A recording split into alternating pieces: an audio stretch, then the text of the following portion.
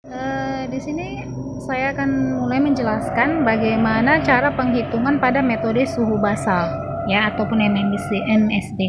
Jadi bisa kalian lihat bahwasanya di garis pelindung ini ya, di garis pelindung inilah yang dikatakan massa subur. Jadi kalau seandainya kalian bisa menghitung massa subur itu, dikatakanlah dia 10 hari pertama dari siklus haid ya. Jadi kalau siklusnya dari tanggal 1 mulai haidnya ya kan, berarti yang kalian hitung tuh 1 2 3 4 5 6 7 8 9 10.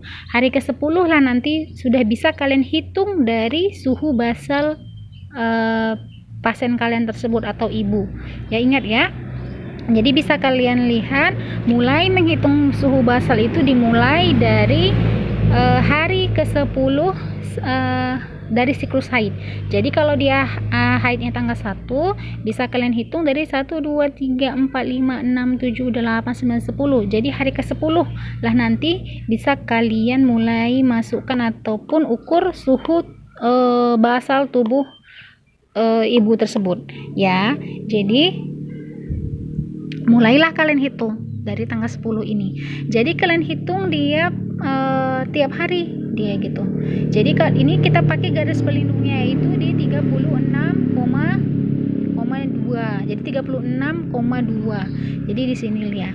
Jadi kalau dia nanti garisnya di antara 3 ini tetap sama, berartilah dia itulah massa subur. Ya, ini dia. Nih, dia ada kenaikan. Tapi kalau seandainya dia nanti mulai dia naik terus naik sampai dia ukuran temnya 36,6, inilah yang kalian biasanya rasain kayak gregesi gitu kan. Itulah dia. Itu dia memang masa puncak masa subur, tapi dia sudah mau masa untuk persiapan haid ya.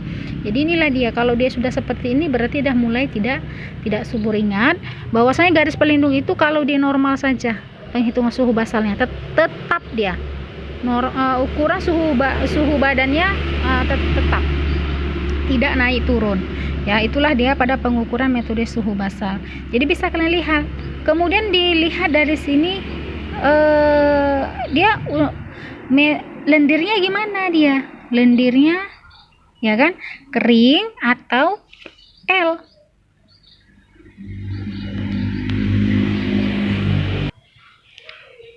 Ya, jadi di sini kita katakan bahwasanya tanda bintang-bintang ini merupakan haid ya. Kemudian K itu dikatakan dia di sini kering ya, masa kering. Habis haid kita kan masanya kering kan? Kering. Jadi di sini belum ya. Kemudian dikatakan di sini. Kalau dia merah itu berarti dia tanda haid. Kemudian K itu kering, kemudian L itu seperti lendir yang licin. Tahu kalian licin? Kalau kalian pernah haid, kalau dia seperti keputihan tapi dia panjang sekali, nggak lepas, itu merupakan massa subur. Inilah dia L. Ya, L ya. Kemudian di sini dikatakan bahwasanya warna kuning ada lagi kalau dia L-nya yang gini, yang bulat. L bulat itu merupakan dia lendir yang baik, yang subur. Kalau L ini dia sudah lendir yang kering ya, kuning ataupun kuning, dia seperti menggumpal. Itulah bedanya ya. Jadi saya bedakan lagi bahwasanya bintang-bintang ini dia haid ya, ini haid, ini kering, K ini 3 ini kering. Kemudian ini juga lendir yang kering ya, kuning, keputihan yang kuning itu. Kemudian ini adalah dia sudah lendir yang panjang yang tidak terputus, itu putih, dia jernih. Ini juga kembali lagi. Jadi itulah siklusnya. Jadi bisa kalian hitung, dia kan saya katakan bahwasanya dia dihitung dari 10 hari masa haid ya kan, dari mulai haid. Sama seperti kita menghitung masa metode kalender ya kan, masa haid itu kita hitung yang masa suburnya itu adalah hari ke-12 sampai ke-14. Itulah dikatakan dia metode kalender. Tapi ini kalau metode suhu basal, coba nih kalian hitung nih, suhu tubuhnya tetap Kalau dia tetap terus masa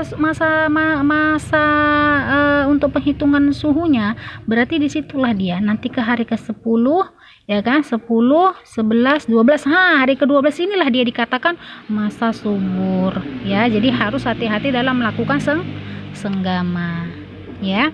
Jadi inilah dia harus hati-hati dalam melakukan senggama, ya. Kemudian di sini kalau kita lakukan, ditarik garisnya. Jadi kalau dia garisnya tetap, dikatakanlah dia subur. Jadi kalau kalian mau hitung terus menurut suhu yang tetap, ya, suhu yang tetap di setelah 10 hari masa haid, ya. Jadi inilah mulai dihitung. Jadi tapi boleh juga dari haid juga terus dihitung, dia metode suhunya juga boleh kalian hitung, ya. Ngitungnya gimana, Bu? Bolehkah tiap hari? Boleh, harus tiap hari dihitung supaya kita bisa menilai suhunya ini tetap meningkat atau menurun bagaimana gitu. Jadi dikatakan di masa subur pas hari ke-10 nih, tetap kan? Tetap suhunya di sini, dia tetap suhunya. Jadi ada peningkatan suhu dari dia 36,1 naik menjadi 36,2. Ingat, tingginya suhu untuk suhu basal itu boleh naik hanya 0,5 sampai 0,1. Jangan pula nanti kalian bilang 3,67 ini, Bu, ini subur, ini enggak. Ini udah kita bilang dia nanti demam di sini, ya. Jangan, ya, tetap hanya 0,5 sama 0,1.